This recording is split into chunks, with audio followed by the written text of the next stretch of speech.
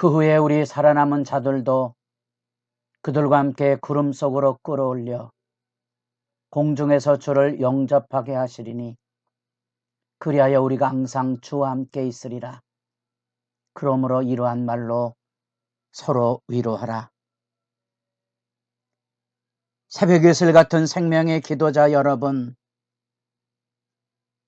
매일 새벽 주님을 만나는 그 영광의 증언들이 그 말씀으로 인하여 오늘 우리에게 새로운 지침이 되어서 주의 뜻을 이루어가는 일에 하늘 복락이 늘 새롭기를 소망합니다.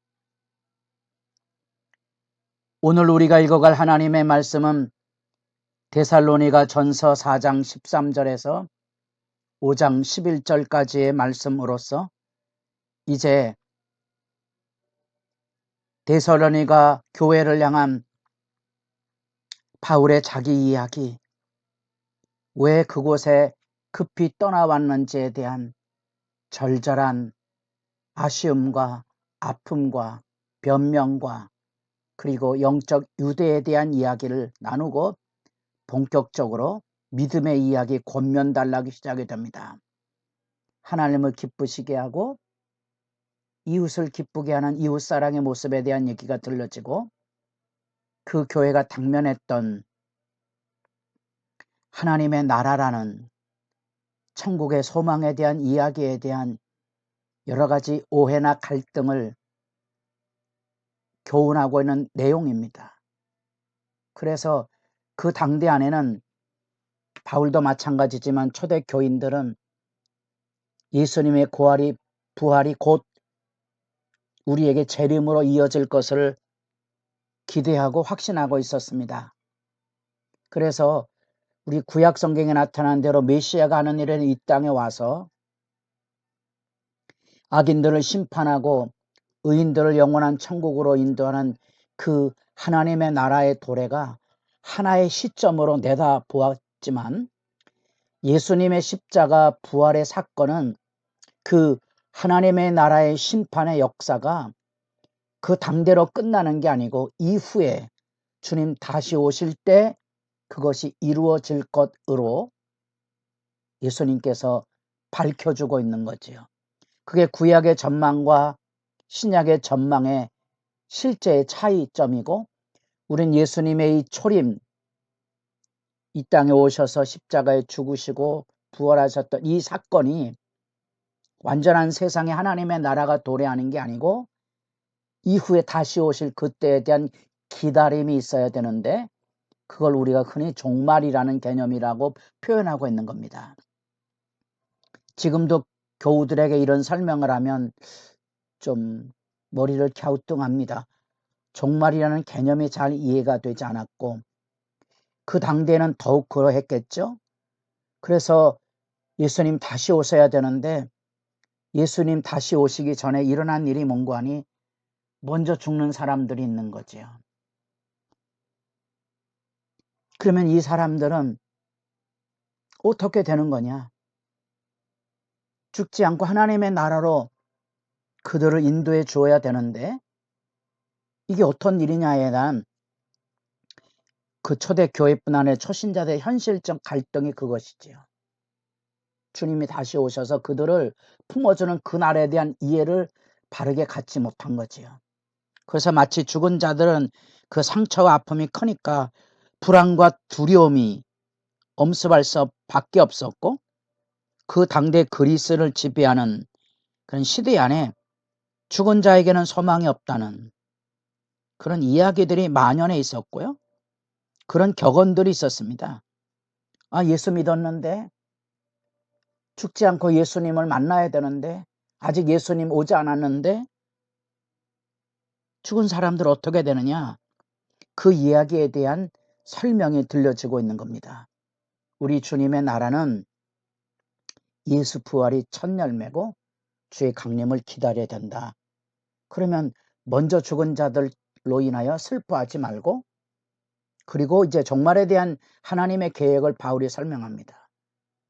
우리 주님이 강림하실 때 이제 데살로니가 전후서에 나오는 강림이란 말 우리 3장 13절에도 여기 4장 15절에도 또 5장 23절에도 매장 이렇게 강림이란 주제가 나오는데 그것은 그만큼 우리 주님 다시 오심에 대한 열망이 그들에겐 깊었던 거죠.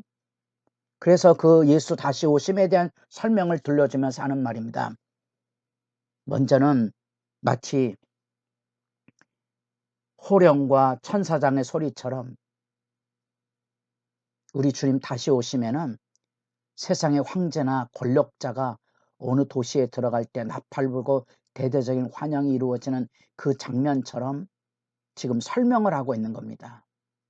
그때는 그렇게 예수 다시 오실 때 참된 왕, 세상의 만왕의 왕이 이 땅에 도래할 때 그와 같은 일이 있을 건데 먼저는 죽은 자들이 다시 부활해서 예수님과 더불어 그 나라에 들어가고 그러면 살아있는 자들은 어떻게 될 거냐?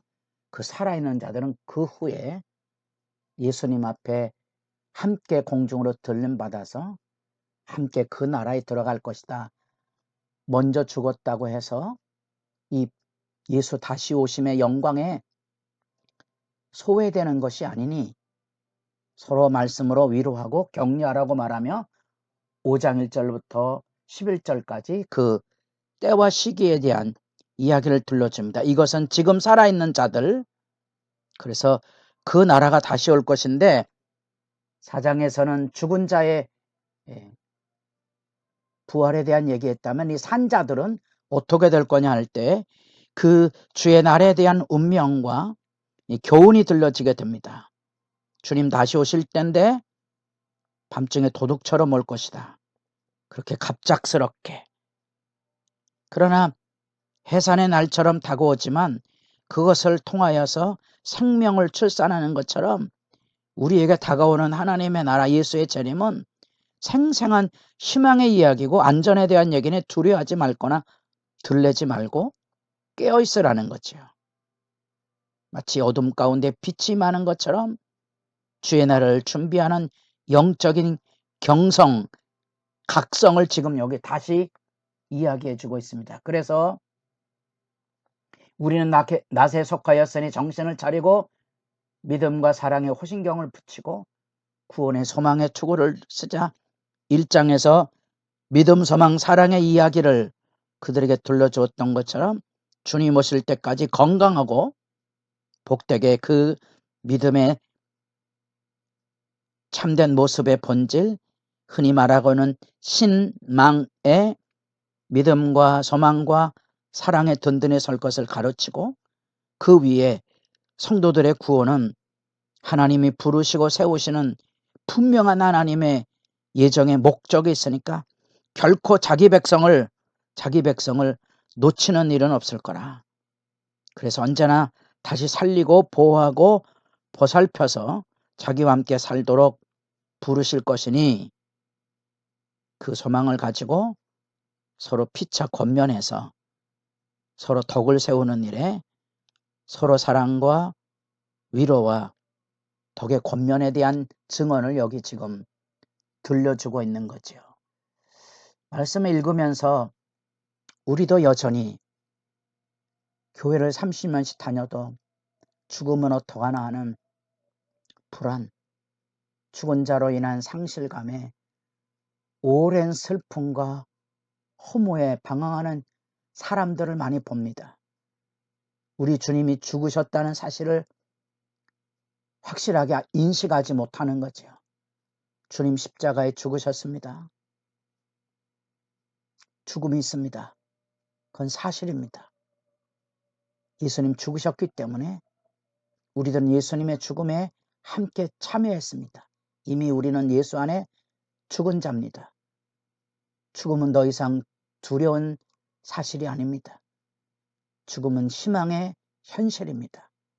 그 이야기가 어르신들이 많이 있기에 절절하고 절실하지만 교회는 다니지만 예수 믿음 안에 서 있는 이런 믿음의 지신들은 공유되고 격려되고 권면이 되지 않아서의 아픔을 새삼 느낍니다. 서로 믿음 안에 세우십시오. 그리고 이야기를 들려주셔야 됩니다. 죽음을 먼 나라의 이야기나 금기어처럼 말하지 말고 일상의 죽음 안의 현실을 받아들일 만큼 깨어 있어야 되고요. 십자가를 여기 목에 걸고 손에 들 그 개념이 뭔지 아셔야 됩니다. 죽음은 오늘이라도 우리에게 현실이 될 수 있다. 두려워하지 말자. 그 믿음의 이야기. 그 주님이 부활하시고 우리에게 다시 오실 거고 우리를 결코 잃어버리지 않을 것이니 주님의 우리와 함께 하시는 임마누엘 신앙으로 서로를 깨워서 믿음 앞에 바로 서도록 돌볼 필요성이 있다는 사실입니다. 왜 교회 다니는 사람들이 이런 천국의 소망에 희망을 가지고 서로를 세우지 못하고 교회 안에 작은 일을 가지고 지지고 볶는지 너무 마음 아프고 마음이 상할 때가 너무 많습니다. 우리에게 주어진 시련이나 아픔이나 고통은 내 머리로 이해할 수 있는 게 아니고요. 주님의 십자가라는 분명한 증거를 통하여 믿음 안에 받아들여야 되는 거고 그 증인들이 필요합니다. 질병이나 가난이나 죽음 앞에 언제나 흔들리지 않은 믿음의 증인들이 교회 안에 기둥처럼 서 있어서 서로를 세우는 일에 절실함이 2000년 전의 데살로니가 교회만이 아니라 오늘날의 교회 안에도 절절한 이야기라는 것을 기억하십니까? 여러분의 믿음의 삶을 돌아보시고 기도하는 시간이 깊어지기를 바랍니다.